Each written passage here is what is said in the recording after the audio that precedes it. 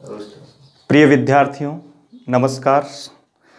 संज्ञा प्रकरण के प्रथम भाग में कल हमने माहेश्वर सूत्र, मंगलाचरण आदि के बारे में और स्वरों के भेदों के बारे में पढ़ा था।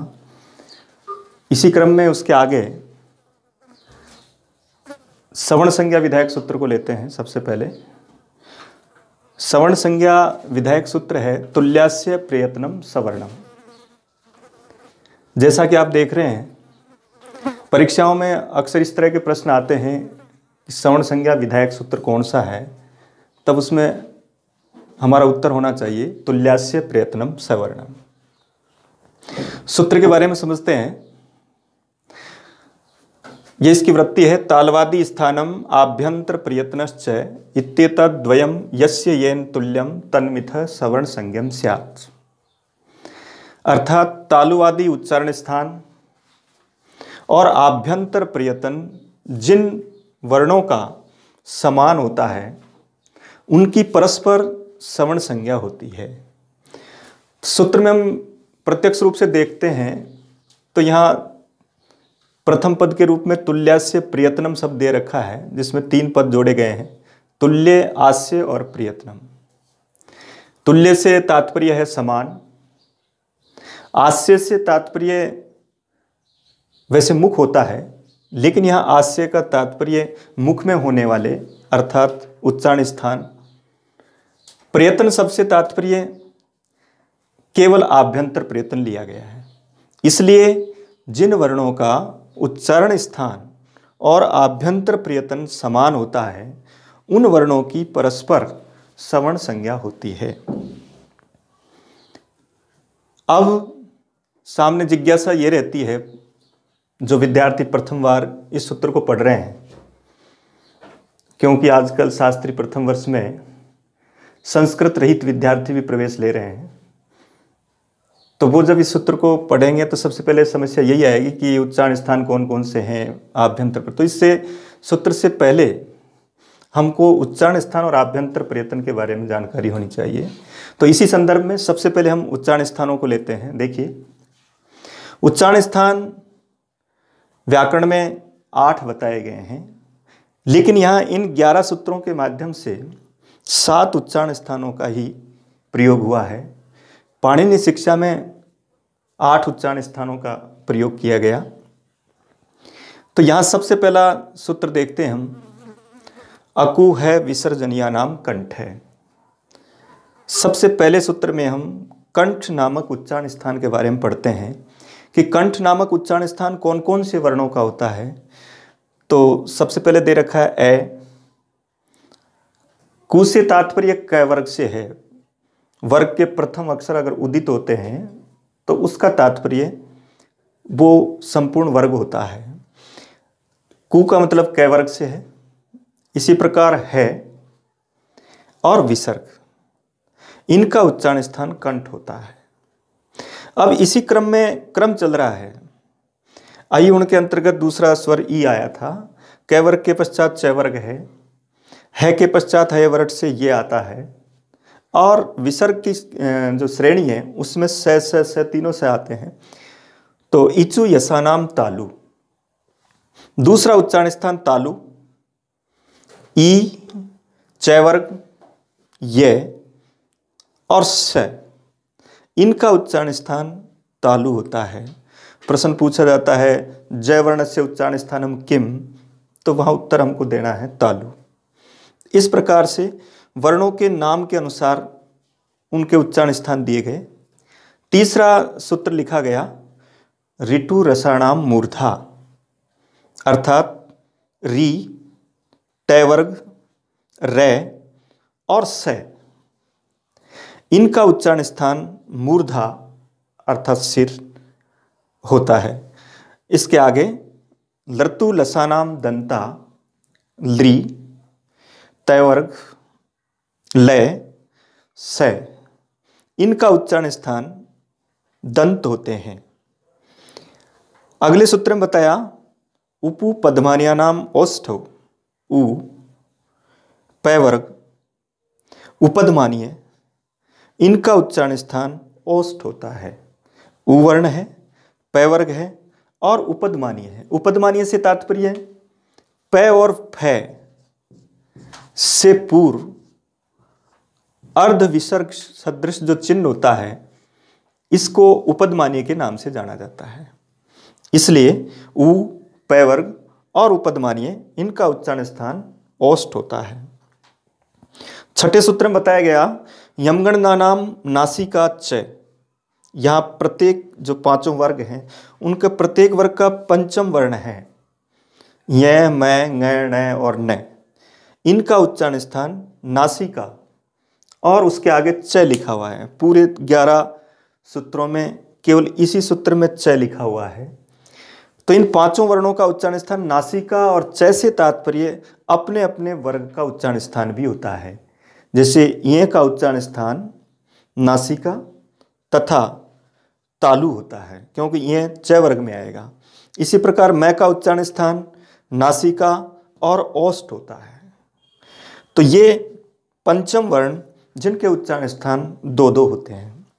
इसके बाद 7वां जो सूत्र है उसमें लिखा गया एदैतौ कंठ तालु अर्थात ए और ऐ इनका उच्चारण स्थान कंठ और तालु, क्योंकि ए और ऐ ए और ई से मिलकर ए बनता है।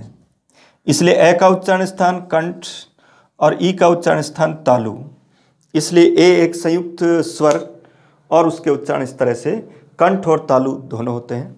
इसी प्रकार औदौ तो कंठ तालु, ओ और औ इन दोनों का उच्चारण स्थान कंठ और ओष्ठ होता है। तो यहाँ पर भी ओ, ए और ऊ से मिलकर ओ स्वर संयुक्त स्वर बनता है, इसलिए उसका उच्चारण स्थान कंठ और ओष्ठ है। आगे एक व्यंजन ऐसा पाया गया वकारस्य दंतोष्ठम। तो वकारस्य दंतोष्ठम के रूप में देखिए वह का उच्चारण स्थान दंत और ओष्ठ है। वह दंत से भी बोला जाता है, ओष्ठ से भी बोला जाता है। समस्त भाषाविदों ने भाषा विज्ञान के अंतर्गत भी यूरोपियन भाषाओं में भी ये माना कि वह की जो ध्वनि होती है उसका उच्चारण स्थान दंत और ओष्ठ है। ये केवल संस्कृत का ही उच्चारण स्थान नहीं है, सभी भाषाओं में वह का उच्चारण स्थान दंत और ओष्ठ। लेकिन ये मानना पड़ेगा कि 17वीं शताब्दी और उससे पूर्व 17वीं शताब्दी में भट्टोजी दीक्षित ने इस तरह का वर्णन प्रस्तुत किया वैयाकरण सिद्धांत कौमुदी में। लेकिन हम देखते हैं कि पाणिनि काल से ही वकारस्य दंतोष्ठम जैसी जो स्थितियां हैं, तो सबसे पहले संस्कृत विद ने ही इस प्रकार का अपना उत्तर दिया, जिसको आज यूरोपीय भाषाओं में भी उसको मान्यता प्रदान दे रखी है। क्योंकि अंग्रेजी में भी ये कहा जाता है कि वह का जो उच्चारण स्थान है वो जब वह वी से उच्चारित होता है तो उसका उच्चारण स्थान दंत होता है, और जब वो डब्लू से उच्चारित होता है तो उसका उच्चारण स्थान ओष्ठ होता है। तो इसको यूरोपियन भाषाओं में भी इसको स्वीकार किया गया, संस्कृत के इस योगदान को। इसके आगे जिह्वामूल्यस्य जिह्वामूलम, जिह्वामूल्य का उच्चारण स्थान जिह्वा का मूल भाग होता है। जिह्वामूल्य से तात्पर्य जैसे उपदमानीय में प और फ से पहले अर्ध विसर्ग होता है, उसी प्रकार जिह्वामूल्य में भी क और ख इससे पूर्व अर्ध विसर्ग जैसा जो चिन्ह है उसको हम जिह्वामूल्य कहते हैं, और इसका उच्चारण जिह्वा का मूल भाग जिह्वामूल होता है। लास्ट में नासिका अनुस्वारस्य यानी अनुस्वार का उच्चारण स्थान नासिका होता है। तो इस प्रकार इन 11 सूत्रों में उच्चारण स्थानों का बोध कराया गया, और यहाँ ये भी निश्चित हुआ कि कुछ वर्ण ऐसे थे जिनके 2-2 उच्चारण स्थान होते थे।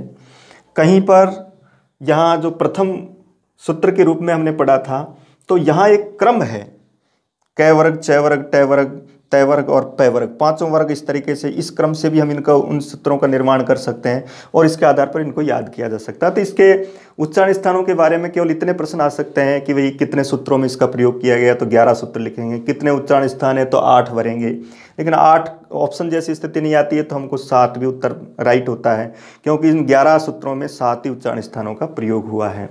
इसके पश्चात इस सवर्ण संज्ञा के सूत्र से संबंधित ही दूसरा ऑप्शन प्रयत्न का आता है, और उस प्रयत्न में प्रयत्न भी 2 प्रकार का।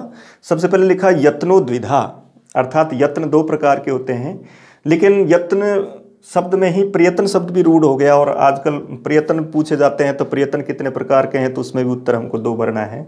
लेकिन कहीं इस तरह की स्थिति आ जाए कि तुल्यस्य प्रयत्नम सवर्णम में प्रयत्न का तात्पर्य क्या है, तब हमको उसमें आभ्यंतर प्रयत्न भरना है। तो यत्न या प्रयत्न 2 प्रकार के, पहला आभ्यंतर प्रयत्न और दूसरा बाह्य यत्न।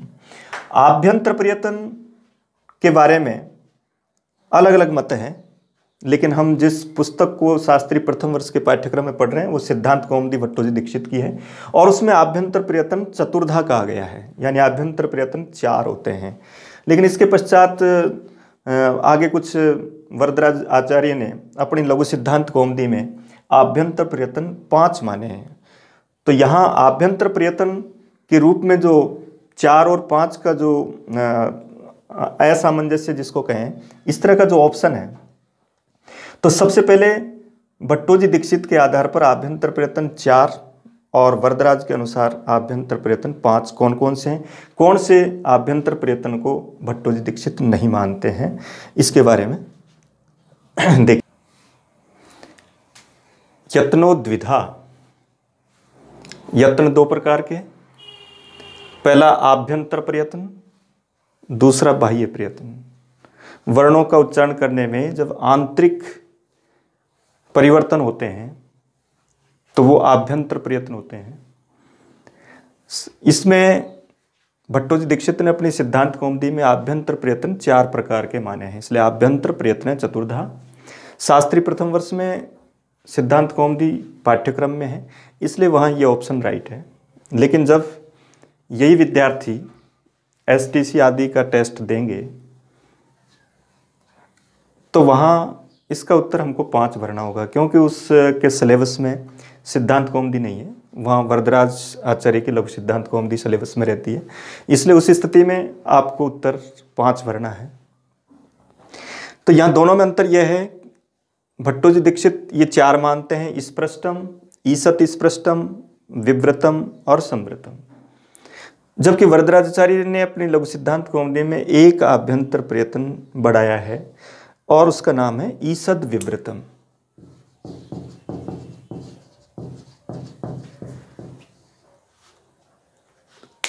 और भट्टोजी दीक्षित ने ईसद विव्रत के वर्णों को विव्रत में ही माना है। तो समय काल परिस्थिति के अनुसार, हालांकि वरदराजाचार्य ने बाद में अपनी लघु सिद्धांत कौमुदी की रचना की और उसमें उनको एक बढ़ाना पड़ा। उसका कारण है कि सिद्धांत कौमुदी में अष्टाध्यायी के प्राय सभी सूत्रों का प्रयोग किया गया है, लेकिन लघु सिद्धांत कौमुदी में मुख्य सूत्रों को ही ग्रहण किया गया है। जब मुख्य सूत्रों को ग्रहण किया गया तो वहाँ उनको एक ये बढ़ाने की आवश्यकता पड़ गई, क्योंकि उन्होंने तुल्यस्य प्रयत्नम सवर्णम सूत्र का जो निषेध सूत्र बनाया था नाज्जलो, उसका उसमें पाठ नहीं किया, इसलिए उसको जब पाठ नहीं किया तो वहाँ ये समस्या आ सकती थी, इसलिए उन्होंने विव्रत के 2 भाग किए, ईसद विव्रतम। तो सबसे पहले देखिए, स्पृष्टम, स्पर्श वर्ण कैसे लेकर मैं तक 5 वर्गों के 25 वर्ण स्पर्श वर्ण कहलाते हैं, और उन स्पर्श वर्णों का आभ्यंतर प्रयत्न स्पृष्टम होता है। तो प्रश्न आता है चय वर्ण से आभ्यंतर प्रयत्न भवति, तब हमको उत्तर भरना होता है स्पृष्टम। इस प्रकार पूरे 25 वर्ण। ऐसे भी प्रश्न आता है स्पर्श वर्ण कौन कौन से होते हैं, तो कहाँ से प्रारंभ होते हैं, तो का आदयो, क आदि ये सामते, अर्थात क जिसका प्रारंभिक वर्ण है और मैं जिसका अंतिम वर्ण है, ऐसे 25 वर्णों को स्पर्श वर्ण कहते हैं और उनका उच्चारण स्थान स्पर्श होने के कारण वो स्पष्ट है। दूसरा आभ्यंतर प्रयत्न है ईसत स्पृष्टम, और इसमें लिखा गया ईसत स्पृष्टम अंतस्थानाम, तो अंतस्थ वर्णों का य व र ल, इन अंतस्थ वर्णों का आभ्यंतर प्रयत्न ईसत स्पृष्ट होता है। तीसरे नंबर पर विव्रतम, विव्रत नाम का जो आभ्यंतर प्रयत्न है वो उसमें उस्मणाम स्वराणाम च, उस्म वर्ण और स्वर वर्णों का आभ्यंतर प्रयत्न विव्रत को माना गया। उस्म 4 वर्ण होते हैं, स है, और स्वर, इन सभी का आभ्यंतर प्रयत्न विव्रत माना गया है। यही वर्ण तो सारे ही समाप्त हो गए, और लेकिन स्पष्ट जो आभ्यंतर प्रयत्न है वो एक बचा हुआ है संवृतम। तो संवृतम के लिए लिखा है ह्रस्वस्य अवर्णस्य प्रयोगे संवृतम, यानी ह्रस्व अवर्ण की प्रयोग अवस्था में संवृत नाम का अभ्यंतर प्रयत्न होता है। और जब उस ह्रस्व अ का प्रक्रिया में प्रयोग होता है, प्रक्रिया अवस्था होती है अ की, तब उसका विवृत होता है। प्रयोग बोलने की अवस्था के रूप में जब प्रयोग ह्रस्व का जब उच्चारण करते हैं तो ऐसी स्थिति में संवृत कहा गया है। यहाँ संवृत में दोनों प्रक्रिया जो लिखी है विवृत और संवृत वाली, तो यहाँ पूर्वोत्तरा सिद्धम की एक विस्तृत व्यवस्था है जो इस स्तर की नहीं है। तो इस रूप में हमको ये 4 आभ्यंतर प्रयत्न इस तरीके से याद रखने, कौन से वर्णों का आभ्यंतर प्रयत्न कौन सा है। थोड़ा सा आगे चल करके जब जैसे ही दूसरी क्लासों के रूप में, दूसरी परीक्षाओं के रूप में रीट और सेकंड ग्रेड आदि के भी जो टेस्ट होते हैं उनमें भी आपको इस तरीके से ऑप्शन भरना है, लेकिन वहाँ आपको ईसद विवृत साथ में लेना पड़ेगा। और ईसद विवृत के रूप में आपको वहाँ ईसद विवृत में स है माने जाते हैं।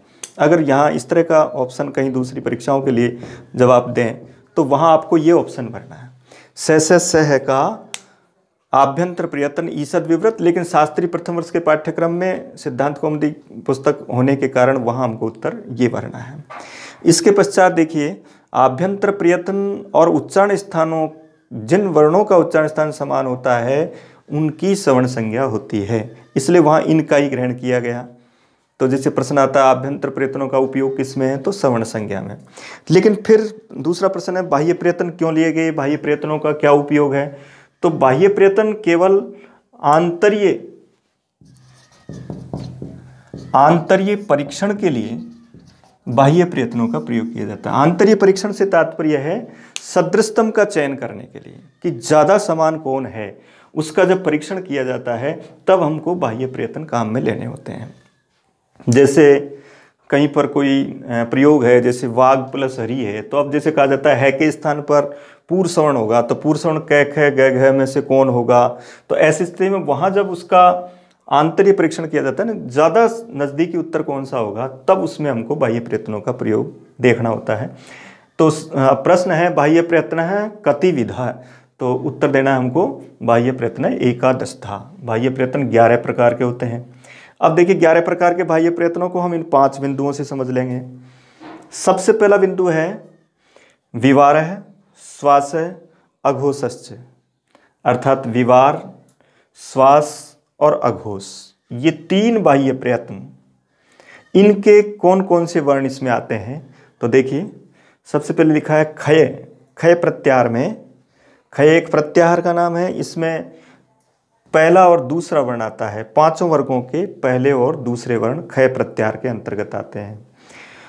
तेसाम यमा, यानी पहले और दूसरे वर्ण के जो यम होते हैं, यम का मतलब होता है कि जैसे कोई उदाहरण है, जैसे ये एक उदाहरण है। अब यहाँ ये प्रथम वर्ण 2 बार आया और इसके पश्चात ये पंचम वर्ण है। तो प्रथम, द्वितीय, तृतीय, चतुर्थ वर्ण की आवृत्ति हो और उसके पश्चात अगर 5वां वर्ण आता है तो वहाँ प्रथम के पश्चात जो दूसरा वर्ण वो यम कहलाता है। इसलिए ये क के पश्चात जो क है ये यम है, क्योंकि इसके पश्चात ये पंचम वर्ण है, तो इनको हम यम वर्ण कहेंगे। तो ये यम वर्ण इन 2 वर्णों के ही होने चाहिए, पहला और दूसरे का, तो तब उनका बाह्य प्रयत्न विवार, श्वास और अघोष मान्य होगा। इसलिए खय यानी पहला और दूसरा वर्ण किसी भी वर्ग का, उनके यम। जिव्यामूल्य उपदमानियौ, और जिव्यामूल्य उपदमानियौ पहले पढ़ा हमने अभी कि जिव्यामूल्य क और ख के पहले आधा विसर्ग, उपदमानीय प और फ से पहले आधा विसर्ग, उनको हम जिव्यामूल्य और उपदमानीय कहते हैं। उनका भी बाह्य प्रयत्न विवार, श्वास और अघोष होता है। इसके पश्चात विसर्ग, इसके पश्चात स, ये वर्ण, इन वर्णों के बाह्य प्रयत्न विवार, श्वास और अघोष होते हैं। कभी कभी प्रश्न पूछे जाते हैं निम्नलिखित में से अघोष वर्ण कौन सा है, तो घोष और अघोष, अघोष वर्ण पहला और दूसरा है। इसके अलावा जो वर्ण है तीसरा, चौथा, पांचवा, वो घोष होते हैं। इसके पश्चात दूसरे रूप में हमने पढ़ा, इसमें फिर 3 बाह्य प्रयत्न लिए गए, संवार, नाद और घोष। संवार, नाद और घोष, इसमें हस प्रत्याहार लिया गया। हस प्रत्याहार से तात्पर्य तीसरा, चौथा, 5वां वर्ण प्रत्येक वर्ग का, अर्थात 15 वर्ण, और है, यह, वह, रह, ये 5 वर्ण। तो इस तरह से 20 व्यंजन वर्ण, 20 व्यंजन वर्ण इसमें हुए, और 13 व्यंजन वर्ण विवार श्वास अघोष में। पूरे 33 व्यंजनों को इन 2 भागों में, आगे संधियों में भी ये इस तरीके से ही पढ़े जाएंगे। तो 3, 4, 5 है, यह, वह, रह, ल।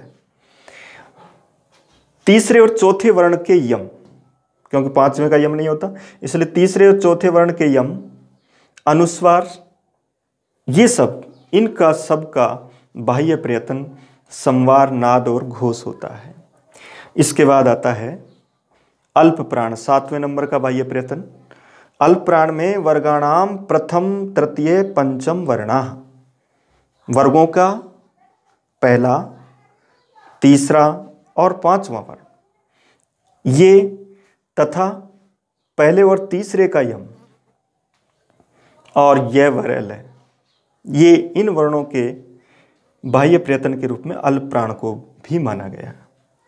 और इसके पश्चात महाप्राण के रूप में, महाप्राण में वर्गाणाम द्वितीय चतुर्थ हो, द्वितीय और चतुर्थ वर्ण, प्रत्येक वर्ग का, उनका बाह्य प्रयत्न महाप्राण माना गया। दूसरे और चौथे का यम वर्ण, वो भी महाप्राण है, और स है, इन उस वर्णों का बाह्य प्रयत्न महाप्राण होता है। यहाँ 4 इन सूत्रों में पूरे व्यंजन वर्णों को लिया गया। तो अब एक प्रश्न इस तरह का भी हो सकता है, कोई भी वर्ण दिया जाएगा व्यंजन वर्ण, उसमें पूछा जा सकता है कि इस व्यंजन वर्ण के अधिकतम बाह्य प्रयत्न कितने होते हैं। तो एक व्यंजन वर्ण के अधिकतम बाह्य प्रयत्न 4 हो जाते हैं। 3 एक लाइन में लिखे गए, एक अल्पप्राण या महाप्राण में से एक होता है, और अंतिम जो 5वां बिंदु है वो केवल स्वरों के लिए है। स्वरों के लिए 3 बाह्य प्रयत्न लिए गए, पहला उद्दात, दूसरा अनुद्दात और तीसरा स्वरित। तो उद्दात, अनुद्दात और स्वरित, इनके रूप में समस्त स्वरों का बाह्य प्रयत्न उद्दात भी होता है, अनुद्दात भी होता है और स्वरित भी होता है। जैसा कि हमने वहाँ अचों के भेद में भी ये चीज़ पढ़ी थी कि भाई उद्दात कौन होता है, अनुद्दात कौन होता है और स्वरित कौन होता है, वो सभी स्वरों में काम आते हैं। इस प्रकार से ये पूरे 11 बाह्य प्रयत्न और 4 आभ्यंतर प्रयत्न सिद्धांत कौमुदी के अनुसार इस तरीके से इनका विवरण है। यहाँ बाह्य प्रयत्न इसलिए पढ़े गए, इनका आंतरिक परीक्षण से तात्पर्य यह है कि जैसे ये एक उदाहरण है, मान लो वाघ, हरि। अब यह ये कहा जाता है कि है के स्थान पर पूर्व सवर्ण होता है, पहले जैसा होता है। अब पहले जैसा, जो पहले जैसे से तात्पर्य उसके सवर्ण का मतलब इसके सवर्ण सभी है, कै, ख, ग, घ, ng। तो 5 में से इस है के स्थान पर कौन सा हो, तो यहाँ इसका समाधान उच्चारण स्थान, आभ्यंतर प्रयत्न आदि से पूर्ण रूप से नहीं हो पा रहा है। तो आगे चल करके हम ये देखते हैं कि और ज़्यादा सदृशतम उत्तर कौन सा आ सकता है। तब हम बाह्य प्रयत्नों से मिलाते हैं कि यहाँ देखा आपने कि भाई है का बाह्य प्रयत्न कौन है, तो है का बाह्य प्रयत्न देखिए, है का बाह्य प्रयत्न इसमें आता है, अर्थात संवार, नाद और घोष। तो अब संवार, नाद, घोष में कौन कौन आएंगे, 3, 4, 5। इसका मतलब 3, 4, 5 इनमें से कोई उत्तर आएगा। ये दोनों उत्तर नहीं हो सकते, क्योंकि है से ज़्यादा निकटतम संबंध इनका है, जिनका बाह्य प्रयत्न संवार, नाद और घोष है। इसलिए यहाँ है के स्थान पर क और ख नहीं हो सकता, अर्थात या तो ग होगा या घ होगा या ng होगा। अब भी 3 वर्ण हैं, इसलिए उत्तर 1 होगा कोई। तो अब हम अल्पप्राण महाप्राण में से देखते हैं, तो हम देखते हैं कि महाप्राण है के स्थान पर है का अल्पप्राण होता है या महाप्राण होता है, तो है का महाप्राण माना गया, स है। और है जब महाप्राण है तो अब महाप्राण के रूप में वर्ण कौन से होते हैं, दूसरा और चौथा। तो अब केवल चौथा ही ऑप्शन राइट है, इसलिए अब है के स्थान पर घ का प्रयोग किया जाएगा। और यहाँ इस तरीके से एक रूप बनाते हैं हम, वाघ घरी रूप सिद्ध होता है। तो इस तरीके से आंतरीय परीक्षण के लिए बाह्य प्रयत्नों का प्रयोग किया जाता है।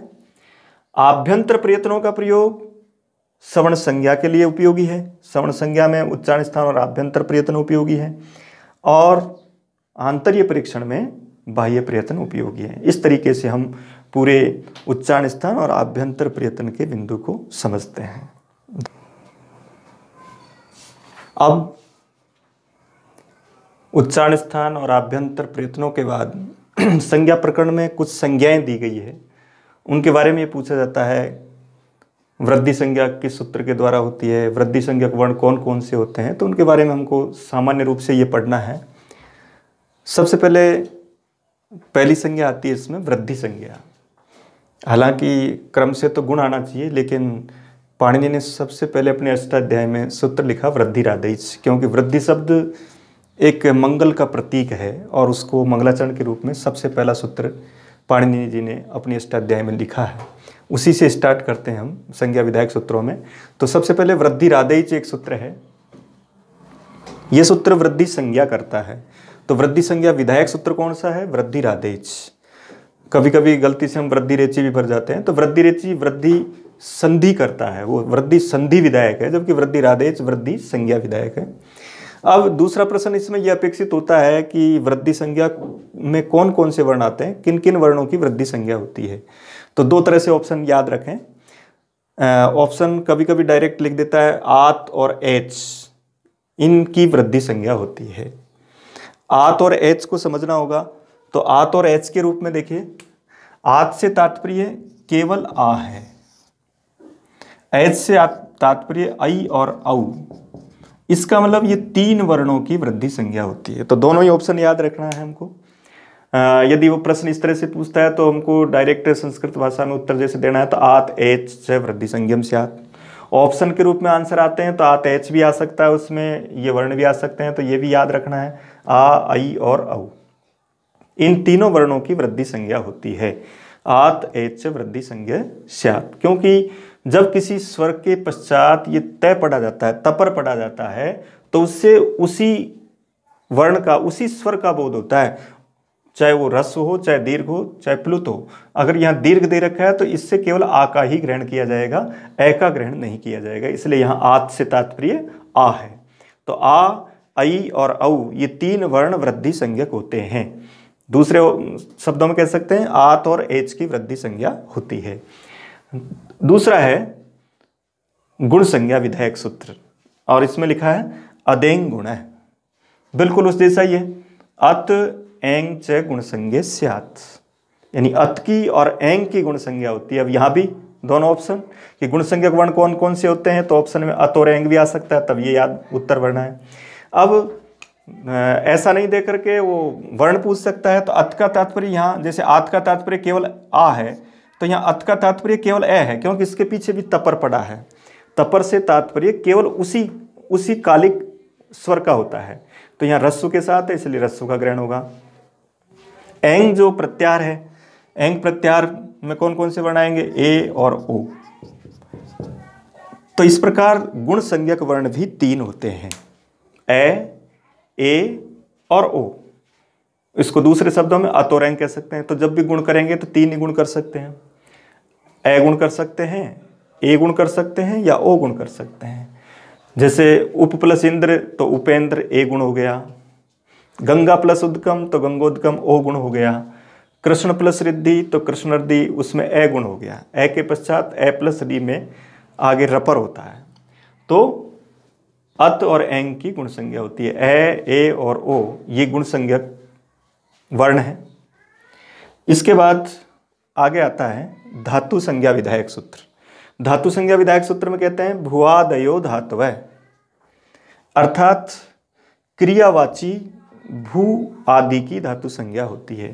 क्रियावाचक या भू, क्योंकि भू शब्दवाचक भी है भू भूमि के लिए, लेकिन यहाँ भू कौन सा होना चाहिए, क्रियावाचक। क्रियावाचक भू, वा भी यहाँ क्रियावाचक है, तो भू वा आदि इनकी धातु संज्ञा होती है। तो क्रियावाचक भूआदि भू प्रारंभिक धातु के रूप में माना गया, इनकी सबकी क्या होती है, धातु संज्ञा की जाती है। इसके बाद आगे है चादियो असत्वे। सत्व का मतलब द्रव्य होता है, असत्व का मतलब अद्रव्यवाचक। तो अद्रव्यवाचक, अद्रव्यार्थ च आदि जो होते हैं उनकी निपात संज्ञा होती है। कभी कभी कोई जो शब्द है वो द्रव्यवाचक हो जाता है तो वो निपात नहीं होगा, लेकिन अगर वो अद्रव्यवाचक है तो वो निपात है। जैसे पशु शब्द लिखा गया, जैसे एषः जनः पशु वदति, और दूसरा लिखा एषः पशु वदति। तो यहां पर देख रहे हैं हम कि ये पशु जो शब्द है एक जगह इसके रूप में प्रयोग हुआ है, अद्रव्यर्थ के रूप में प्रयोग हुआ है, जबकि दूसरे में पशु द्रव्यर्थ के रूप में प्रयोग, इसलिए इसका अर्थ हुआ ये पशु बोलता है, लेकिन उसका अर्थ हुआ ये व्यक्ति ठीक प्रकार से बोलता है। तो वहां पर अद्रव्यार्थ, तो अद्रव्यार्थ जो होते हैं च आदि वो निपात संज्ञक होते हैं। तो प्रश्न इसमें यह पूछ सकता है कि निपात संज्ञक च आदि निपात संज्ञक होते हैं किस प्रकार के, द्रव्यार्थक या अद्रव्यार्थक, तो उसमें हमको उत्तर भरना है अद्रव्यार्थक। इससे आगे अगला सूत्र है उपसर्ग क्रिया योगे। प्र आदि जो 22 होते हैं, प्र प्रा अप सम अनु अव निश निर दुस दुर वी आंग नी, ये जो 22 प्र आदि हैं, प्र प्रा अप सम अनु अव निश निर दुस दुर वी आंक, इसी तरह जैसे नी अधि अपि अति सु उद अभि प्रति परि उप, ये 22 ये जो प्रादि हैं, इन प्रादियों का जब क्रिया के योग में प्रयोग होता है तब उनको उपसर्ग कहा जाता है। इसलिए प्रश्न आता है उपसर्ग संज्ञा विधायक सूत्र क्या है, तो उपसर्गा क्रिया योगे। उपसर्ग कितने होते हैं, तो 22 के रूप में उत्तर देना है। इसके बाद आगे है न वेति विभाषा। न का मतलब निषेध और वा का मतलब विकल्प। वा प्लस इति, वेति का संधिच्छेद है यहाँ, वा प्लस इति, तो न निषेध और वा विकल्प। निषेध और विकल्प की विभाषा संज्ञा होती है। विभाषा संज्ञा किस किस की होती है प्रश्न आता है, तो निषेध विकल्पयो। विभाषा संज्ञा करने वाला सूत्र कौन सा है, तब उत्तर भरेंगे न वेति विभाषा। इसके बाद एक संज्ञा विधायक सूत्र और है परय सन्निकर्ष संहिता। परय यानी अत्यधिक, वर्णों की अत्यधिक, सन्निकर्ष यानी समीपता, वर्णों की अत्यधिक समीपता को संहिता कहते हैं। तो ये संहिता संज्ञा विधायक सूत्र है। संहिता को दूसरे शब्दों में संधि भी कहा जाता है। तो परय यानी वर्णों की अत्यधिक, सन्निकर्ष का मतलब समीपता को संहिता कहते हैं, यहाँ संहिता संज्ञा होती है। संहिता का दूसरा नाम संधि से है। अगला सूत्र है संज्ञा विधायक सूत्र। एक संज्ञा आती है संयोग संज्ञा। संयोग संज्ञा जिन वर्णों की होती है उन वर्णों को क्या कहते हैं, उन वर्णों को संयुक्त वर्ण कहते हैं। तो संयोग संज्ञा करने वाला सूत्र है हलो अनंतरा संयोग है, अर्थात हल यानी व्यंजन वर्ण, अंतरा का मतलब व्यवधानित, अनंतरा का मतलब अव्यवधानित, जिनका अव्यवधान हो, यानी हल अजभिर अव्यवीता हलय संयोग संज्ञा स्यु, अर्थात स्वरों के व्यवधान से रहित व्यंजन वर्णों की संयोग संज्ञा होती है। जैसे मान लो एक उदाहरण लिखा जैसे रक्त, तो यहाँ क और तय के बीच स्वर का व्यवधान नहीं है, स्वर नहीं है, इसलिए क और तय इन दो वर्णों की संयोग संज्ञा हो गई। तो हलो अनंतरा संयोग प्रश्न आता है संयोग संज्ञा किन की होती है, हल वर्णों की होती है। किन का व्यवधान नहीं होना चाहिए, तो अचों का व्यवधान। तो अच भी अव्यवहिता हलय संयोग संज्ञा स्यु। अंत में एक सूत्र और पद संज्ञा विधायक। पद संज्ञा विधायक सूत्र कौन सा ऐसा प्रश्न होता है, तो उसका उत्तर है सुप्तिंगंतम पदम। यहाँ लिखा सुबंतम तिंगंतम च पद संज्ञम स्यात्। पद संज्ञा करने वाला विधायक सूत्र कौन सा है, सुप्तिंगंतम पदम। और पद संज्ञा किस किस की होती है, सुबंतम तिंगंतम च पद संज्ञम स्यात्। कभी कभी ABCD के ऑप्शन में कुछ कंपटीशन की परीक्षाओं में ऐसा पूछ लिया जाता है कि पद संज्ञा होती है। एक ऑप्शन देता है सुबंतम तिंगंतम च, एक ऑप्शन देता है सुप च तिंग च, एक ऑप्शन देता है सुबंतम च तिंग च, एक में देता है सुप च तिंगंतम च। तो ध्यान रखें उसका ऑप्शन उत्तर राइट होगा सुबंतम तिंगंतम च। यद्यपि सूत्र को देखते हैं तो सूत्र में सुप और तिङंतम जैसी स्थिति दिखाई देती है, तो कभी कभी हम ऑप्शन सूत्र के आधार पर भर जाते हैं कि सुप और तिङंत की पद संज्ञा होती है, लेकिन ऐसा नहीं। उत्तर भरेंगे सुबंतम तिङंतम से, क्योंकि सुप और तिंग है उसके पीछे अंत शब्द दिया हुआ है। तो ऐसा कहा जाता है कि द्वंद्व समास के अंतर्गत जब कोई पद पीछे जुड़ता है तो उसकी विशेषणता दोनों के साथ जुड़ जाती है, सुप के साथ भी और तिंग के साथ भी। जैसे वहाँ भी तो पढ़ते हैं कारक प्रकरण में, प्रातिपदिकार्थ लिंग परिमाण वचन मात्रे प्रथमा, तो वहाँ मात्र शब्द सबके साथ जुड़ता है। उसी प्रकार सुबंतम तिङंतम से पद संज्ञम स्यात्। इस प्रकार जो 21 सुप है जिनसे सुऔजस, जिनको हम कहते हैं सुऔजस, जिनसे शब्द रूप बनाए जाते हैं, ऐसे 21 को सुप कहा जाता है। और वो जिसके अंत में है वो सुबंत कहलाएगा, उसको ही हम पद कहेंगे। जैसे मान लो राम है, तो राम है प्रथमा व्यक्ति का एक वचन है, इसके पीछे सु आया है, यानी एक सुप प्रत्यय है, इसलिए ये एक पद कहलाएगा। इसी तरह से जैसे तिङंत है, जैसे पठती, तो तिङंत क्रियावाचक, तिंग 18 होते हैं और सुप 21 होते हैं, क्योंकि 7 विभक्तियां होती है, प्रत्येक विभक्ति के रूप में 3-3 होते हैं। तो इस प्रकार से 21 सुप प्रत्यय हैं और 18 तिंग प्रत्यय, क्योंकि 9 परस्मयी पद में होते हैं, पठती, पठते, पठंती, और इसी तरह 9 होते हैं आत्मनेपद पद में, जैसे सेवते, सेवेते, सेवन्ते। तो इस प्रकार यहाँ इन पूरे 21 और 18 से जुड़े हुए शब्द रूप और धातु रूप, उनको हम पद कहते हैं। इसलिए सुबंत और तिङंत दोनों की पद संज्ञा होती है। इस प्रकार ये संज्ञा प्रकरण समाप्त होता है। इसके प्रश्नों को हम इसी तरीके से हल कर सकते हैं।